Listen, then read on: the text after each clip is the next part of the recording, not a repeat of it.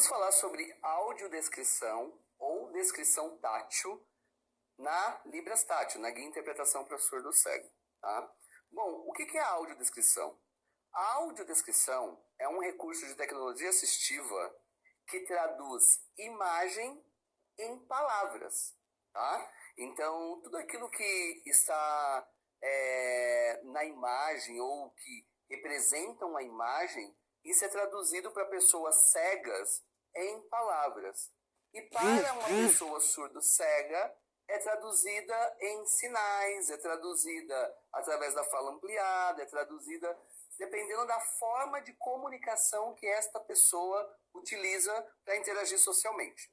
Beleza? Então, eu estava conversando com alguns amigos que são audiodescritores, eles disseram para mim que esse conceito que eu acabei criando de descrição tátil, né, pensando em Libras tátil, é um conceito legal, mas que o conceito audiodescrição para surdos cegos é muito utilizado por profissionais aí da audiodescrição, embora soe estranho, né, áudio, né, nós estamos falando de pessoas surdos cegas e tudo mais, mas eles disseram que esse conceito, sim, é utilizado para pessoas com surdo-cegueira também. Mas eu uso aí as duas formas, audiodescrição ou descrição tátil, né? Então eu consigo descrever imagem, vídeos, né? Eu consigo transformar, então, imagens em palavras ou imagens em sinais táteis, ok? No próximo slide, vocês estão vendo aí a interpretação do jogo, um jogo de futebol que eu estou interpretando para o Carlos, né? E aí eu consigo fazer com que ele perceba todos os movimentos ali dos jogadores no campo, qual o time que está com a bola. Eu consigo representar os jogadores utilizando o classificador manual de pessoas, que é esse daqui, né? É um classificador manual, ou esse daqui. No caso, a gente usa muito esse pela questão da movimentação da bola em campo. Então, a descrição tátil ou a audiodescrição para surdo cego, você consegue descrever o ambiente, descrever o layout do lugar, descrever a roupa que a pessoa está usando, descrever a imagem que está no PowerPoint, a imagem que está no slide ali que ele está usando na palestra. E assim, o que tem que descrever? Tudo que está ao redor dele. Claro, pensando sempre que o foco da mensagem é o principal. Mas às vezes, uma imagem que está ali no slide, ou um vídeo que o palestrante passa ali na tela, vai dar um input linguístico para que ele consiga entender a sua interpretação. Às vezes a gente fala assim, eu não preciso interpretar aquela imagem, eu não preciso interpretar aquele vídeo, mas é aquilo que vai dar artefatos linguísticos para que ele entenda aquilo que você está querendo passar, aquilo que você está querendo transmitir. Tá? Por exemplo, agora no próximo slide, eu digo assim, qual o momento certo, qual é a hora certa de fazer a audiodescrição ou a descrição tátil das coisas que estão ao redor, entre a mensagem e a descrição. Por qual desses dois eu vou optar? A mensagem do palestrante ou a descrição das coisas que estão ao redor? Sempre, em primeiro lugar, a mensagem do palestrante. Aí deu tempo, você vai fazer assim, olha, no slide tem a imagem do sol. Deu mais tempo, você vai fazer assim, o sol é amarelo e há umas nuvens perto dele. Deu mais tempo, tem algumas aves no céu.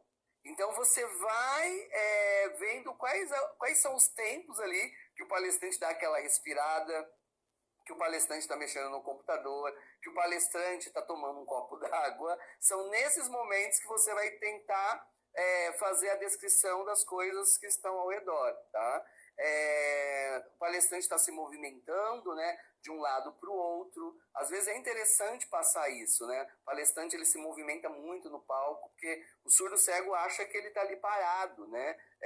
Falando ali parado no mesmo lugar. Então, essas descrições são importantes, tá? E às vezes essas descrições, como eu disse para vocês, que vai dar aí esse input linguístico para que ele entenda melhor a palestra que está sendo falada ali.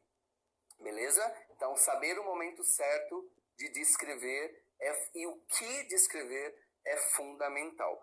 Mas quando nós vamos descrever, no próximo slide, vocês vão ver que nós trabalhamos os classificadores manuais de pessoas para auxiliar na descrição da cena.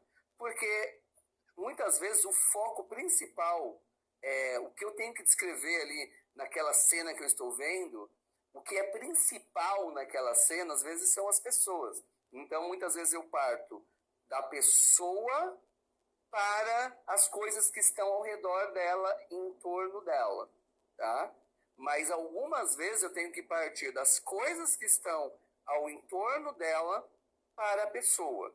Então, vai ter momentos que você vai sair do sujeito para o seu entorno, mas tem momentos que vocês vão sair do entorno para o sujeito.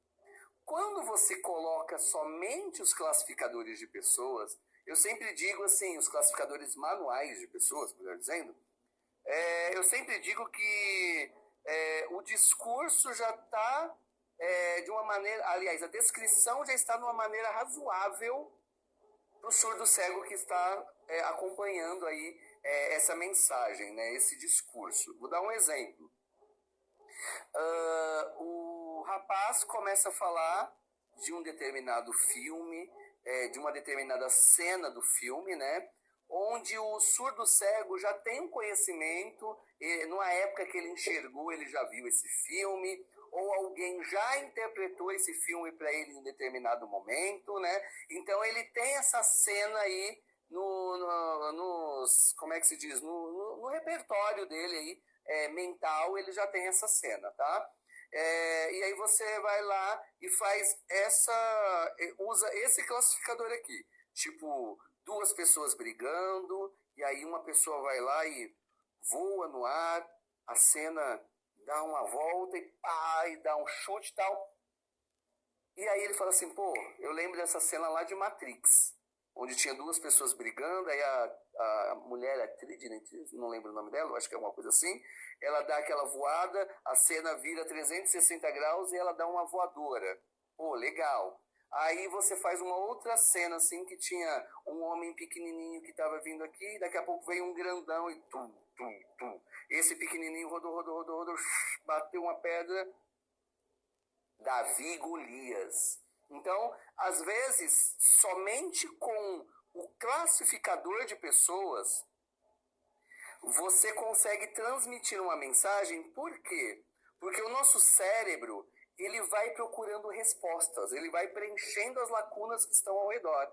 Então, quando eu faço uma cena como essa daqui, de uma coisa redonda aqui, né, que a princípio todo mundo acha que é um copo, e eu vou lá, faço um sinal de cascudo, assim, de pum, e aí eu faço alguém fazendo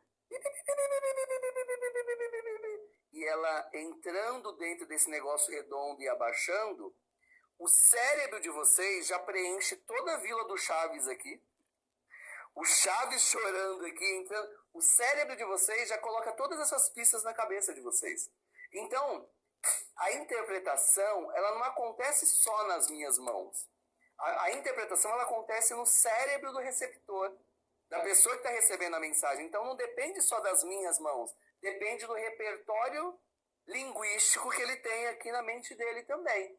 Então, o nosso cérebro vai preenchendo essas lacunas. Então, tudo isso a partir do classificador manual de pessoas. Eu fiz o classificador manual de pessoas de uma maneira que passou um sentido para eles, o cérebro deles já preenche. É engraçado que quando eu faço essa cena aqui, ó, se eu fizer só essa cena aqui, aí as pessoas falam assim, bom, pode ser o Mário. E aí eu falo, tem que se ater aos detalhes, porque o Mário Bros, ele chega aqui na ponta daquele túnel que ele vai entrar e ele faz isso aqui, ó. Tchu, tchu, tchu, tchu, tchu, tchu. É um negócio meio robótico, meio reto. Agora o Chaves não, tem um movimento de pé. Então, esses detalhezinhos, assim, que vai trazendo aí o input linguístico aí na cabeça do receptor da mensagem. No caso, a pessoa surdo-cega, tá? Agora, no próximo slide, a gente vai ver os tipos, né, de classificadores. Por exemplo, se eu estou falando de uma multidão, e é uma multidão vista do alto, eu vou usar esse classificador aqui. Esse classificador aqui significa que eu não estou na multidão. É como se eu estivesse no alto de um prédio, como aparece na imagem aí, eu estou no alto de um prédio vendo aquela cena acontecendo ali na Avenida Paulista. Eu não estou dentro da cena, eu só estou descrevendo a cena.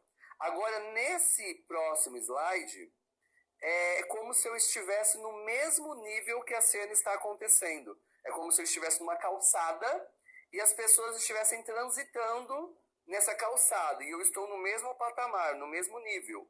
Eu posso até estar no meio, dependendo do movimento do corpo que eu faço unindo o classificador manual de pessoas e a incorporação do personagem. Parece que eu estou andando no meio da multidão, tá? Então, eu uso isso aqui também para um surdo cego, para ele saber que isso aqui é uma multidão. Eu posso fazer assim, olha, tinha uma pessoa andando e várias multidões, várias pessoas ao redor dele, ou atrás dele, ou no mesmo nível, assim, né? Com o classificador em pé, como aparece aí na imagem. Beleza? Então, isso aqui é multidão, eu estou vendo do alto. Isso aqui é uma multidão, onde eu estou no mesmo nível da multidão, no mesmo patamar da multidão, tá? Agora, no próximo slide, vocês vão ver uma pessoa andando. Eu posso usar esse classificador aqui, tá? Uma pessoa andando. E eu posso usar esse classificador aqui para uma pessoa andando. Qual a diferença desse classificador para esse classificador? Com esse classificador eu não tenho muitos movimentos corporais, tá? Esse aqui eu tenho mais, ó, sentado, em pé, perna aberta, abrir um espacate, sentado de perna fechada, de perna cruzada, em pé em cima da cadeira, pulando, dobrando as pernas. Eu consigo ter várias possibilidades, dando uma voadora, pá! Eu tenho várias possibilidades com esse classificador aqui. Agora, com esse, eu só posso falar que a pessoa estava andando, que ela estava andando rápido, que ela estava andando cabisbaixa, que uma pessoa encontrou a outra, que elas estavam conversando, uma ficou chateada, a outra também. Depois eles se perdoaram, deram um beijo. Então eu consigo brincar com esses classificadores. Agora, esse daqui eu tenho muito mais possibilidades corporais, né? Então, dependendo da cena que você vai descrever, usa esse classificador. Dependendo da cena que você vai descrever, você usa esse classificador. Beleza? E também, pode passar o slide, esse classificador é quando eu quero representar duas pessoas andando, tá? Duas pessoas andando. Se são três pessoas andando. Se são quatro pessoas andando. Se são cinco, aí eu tenho que fazer cinco e... Se são seis. Se são sete. Se são oito, já pode usar as duas mãos. 8. Se são 9 e usa as duas mãos. 10 e usa as duas mãos. Beleza? E aí você tem que marcar a quantidade. Uma pessoa encontrou duas pessoas. Duas pessoas encontrou 10 pessoas. Eu uso esses classificadores aqui.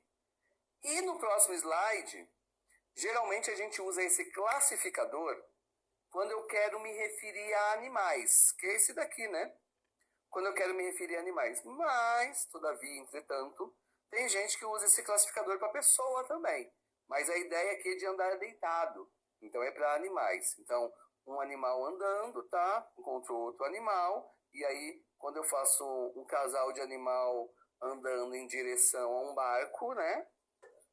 Eu posso estar falando, passando a ideia da Arca de Noé. Beleza, gente? Então, os classificadores, eles são importantes, porque a partir deles, a partir do que eu faço com eles, o surdo cego, muitas vezes, vai ter, como é que se diz, um repertório para construir toda a cena que está acontecendo ao redor, tá? E, às vezes, isso não é uma história conhecida, é importante colocar o que está ao redor? Porque quando eu faço uma pessoa andando, dependendo do repertório que você tem, eu vou imaginar que ele está andando numa calçada e aqui os carros estão passando, dependendo do repertório que você tem.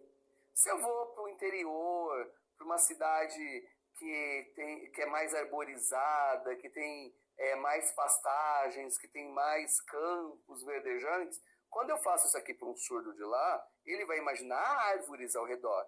Ele vai construir a cena ao redor dentro do repertório dele. Ah, mas eu preciso mostrar para ele que essa pessoa está andando na cidade. Então eu vou ter que fazer os carros, os prédios, e a pessoa está andando. Aí ele vai imaginar uma metrópolis. Beleza? Ah, Hélio, não, eu só preciso passar que a pessoa estava andando. Beleza. Você vai usar esse classificador aqui. Beleza? Fechou?